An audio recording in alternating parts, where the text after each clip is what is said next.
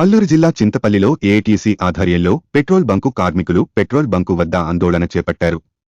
ITDA పరిధిలో పనిచేస్తున్న petrol bunk కార్మికుల సమస్యలను పరిష్కరించాలని, పెట్రోల్ బంక్లో పనిచేస్తున్న కార్మికులకు గుర్తింపు కార్డులు మంజూరు చేయాలని, పెట్రోల్ బంకులు లావాదేవీల్లో నష్టం జరిగితే బంకులో పనిచేసిన కార్మికులపై భారం మోపడం సమంజసం కాదు అని, పెట్రోల్ బంక్లో పనిచేసిన కార్మికులను జీసీసీ పెర్మనెంట్ ఉద్యోగులుగా పరిగణించాలని, పెట్రోల్ బంక్లో పనిచేస్తున్న కార్మికులకు ప్రభుత్వం నుండి అన్ని రాయితీలు కల్పించాలని డిమాండ్లతో ఏఐటీయూసీ నాయకులు ఆందోళన చేపట్టారు.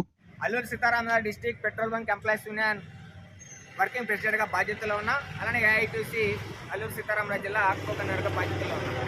ఈరోజు ఐటీడీఏ మరియు జీసీసీ పెట్రోల్ బంకులు, మన జీసీసీ పరిధిలో 16 బంకులు ఉన్నాయి.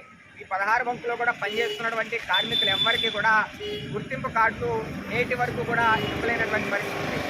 జీవో నెంబర్ ప్రకారం 89 6 నెలల కిందటే వస్తే 11,500 రూపాయలు జీతం ఇవ్వాలి అని చెప్పి, వీళ్ళందరికీ పిఎఫ్ ఈఎస్ఐ కూడా మంజూరు చేయాలని చెప్పి జీవో ప్రభుత్వం కార్మిక శాఖ చెప్పినప్పటికీ కూడా నేటి వరకు కూడా కనీసం ఒక్క కార్మికుడికి కూడా పిఎఫ్ ఖాతా తెరిపించలేనటువంటి పరిస్థితి ఉంది.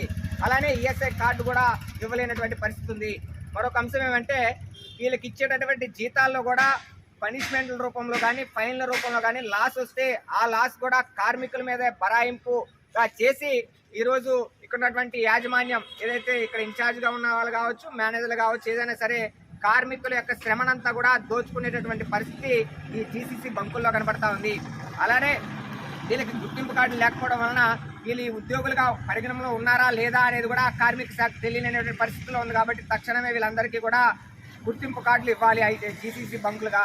మరొక ముఖ్యమైన అంశం ఏమంటే, ఇది third party agency, man power agency, Modamamba man power agency అని వీళ్ళందరూ కూడా దాని పరిగణలోకి వస్తారు. పూర్తిగా ఆ మ్యాన్ పవర్ ఏజెన్సీ, ఈ మోదమాంబ మ్యాన్ పవర్ ఏజెన్సీ ఏదైతే ఉందో దాన్ని తొలగించేసి వీళ్ళందరినీ కూడా జీసీసీ ఉద్యోగులుగా గుర్తించాలని చెప్పి మేము డిమాండ్ చేస్తా ఉన్నాం.